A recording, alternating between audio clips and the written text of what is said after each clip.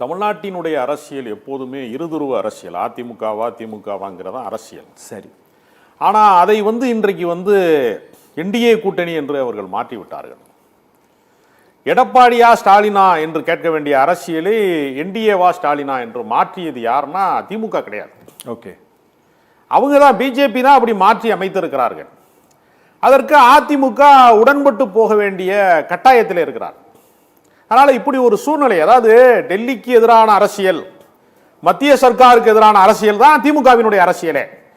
நீங்கள் அன்றைக்கு இருக்கக்கூடிய தேசிய கட்சியை வீழ்த்தி தான் அவங்களுடைய அரசியல் பயணம் தொடங்கியது. அதனால டெல்லியோடு போர் செய்வது என்பது திமுகவுக்கு புதியதல்ல. திமுகவினுடைய தொடக்கமே அதுதான், பிறப்பே அப்படிதான் உருவாயிருக்கிறது. இன்றைக்கு அது என்னவாக மாறி இருக்கிறதுனா, இந்த வலதுசாரி சக்திகள், பாஜகவுடைய மதவாத சக்திகள் இந்த மண்ணிலே வேரூன்றுவதற்கு அதிமுகவினுடைய தோள்களிலே ஏறி சவாரி செஞ்சு அவங்க இங்கே வலம் வர பார்க்குறாங்க. தமிழ்நாட்டினுடைய கலாச்சாரத்திற்கு, பண்பாட்டிற்கு, பொருளாதாரத்திற்கு எதிரான ஒரு யுத்தத்தை அவர்கள் தொடங்குறாங்க. அதற்கு முழுமையாக தன்னை ஒப்பு கொடுத்து விட்டது அதிமுக.